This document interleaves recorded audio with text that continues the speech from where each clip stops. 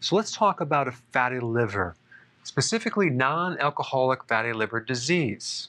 The reason why I wanted to do this video is simply because 25% of the world population, I'm talking about adults, has this disease. In fact, 40% of the US population, talking about adults, has NAFLD. It's extremely, extremely common. But guess what? There's no symptoms in most cases. Now, there's two types of this disease. One type, you just have the fat only, and the other type is with the fat and the inflammation. Now, here's the problem with having a fatty liver. The symptoms don't occur right away. They take many years because the fat can then obstruct certain things in the liver, like the mitochondria, that then lead to inflammation, that then leads to insulin resistance, and then more insulin, more fat, and then scar tissue. So we go from a fatty liver to a fatty inflamed liver to cirrhosis, and then you need a liver transplant. Now, the problem with a fatty liver is the long-term effects and no symptoms until later. So you might not take action to change your diet until you have symptoms. Because a lot of people are walking around thinking, well, I have time, I'll just wait. It's not a problem. Everything shows up normal on blood test. And then one day they start seeing high liver enzymes and start having problems. And that's when they change. But by that time, it could be a little too late. Now, they are trying to change the name of non-alcoholic fatty liver disease to MAFLD, which stands for metabolic dysfunction associated with fatty liver disease. And the reason why they're trying to do that is this right here, metabolic dysfunction, which is really related to metabolic syndrome, syndrome X, where you have high blood pressure, high cholesterol, high blood glucose, central obesity, your fat right through here, which is exclusively caused by insulin. But let me just kind of give you a little bit more data about this. 90% of obese people have this right here. 60% of diabetics have this problem, and 20% of people with normal weight have this problem, with the majority having insulin resistance. So when you look this up and you do research, there's all this confusing information. It's all disconnected. It's not really aligned to an actual cause-effect relationship. In fact, one comment was the mechanism of accumulation of triglycerides, that's the fat that's accumulating in the liver, is complex and incompletely understood.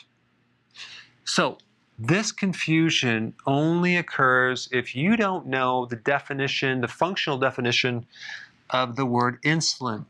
I mean, if you just take a look in any basic endocrinology textbook under the chapter of insulin, you'll quickly understand that insulin converts glucose to triglycerides. That's what's causing this. It's high levels of insulin. What causes a high level of insulin is carbohydrates, especially fructose, and omega-6 fatty acids. I'm talking about the vegetable oils, the soy oil, canola, corn oil, cottonseed oil.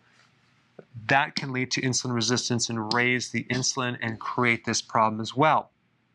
Now, if we take a look at non-alcoholic fatty liver disease and alcoholic fatty liver disease, two different causes, but same damage, same effect. So in other words, fructose and omega-6 fatty acids and other refined carbohydrates have a very similar effect to alcohol on the liver. You would think that alcohol creates the most damage, but not necessarily. Because this condition is so common, chances are some of you watching have this issue.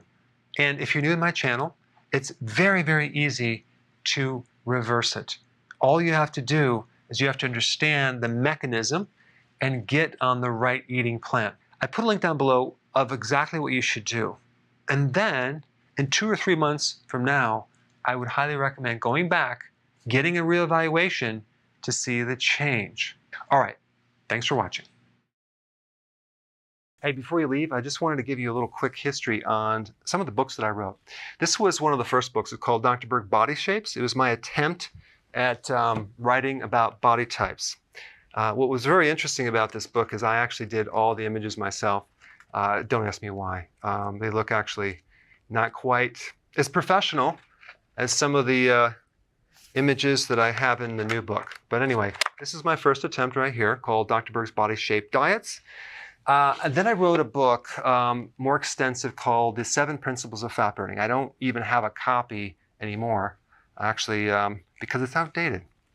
The next book, I put about 1,000 hours into this one right here called The New Body Type Guide. Major updates on the body types. I put a lot of energy into this. It has professional images, graphics, all sorts of things. Now, the problem with this book is it doesn't really describe what this is really about. Body types are only a small portion of what's in this book. And that's why I changed the name to the Healthy Keto Plan, okay? If you happen to have this book, you don't really need this book because there's some only very, very minor updates. But if you don't have this, you need to get this one right here. This book goes into every single detail that you would ever want to know about. It goes into the 7 principles of fat burning. It goes into hormones, the body types, the basic keto plan. It goes into intermittent fasting. I talk about the 10 fat burning triggers and blockers and fat burning strategies with a lot of details in every single chapter. I go into body issues that interfere with losing weight. There's very few people that just have a weight problem. They have a lot of body issues, whether it's sleeping problems, stress problems, inflammation, menopause. I cover that extensively in this book.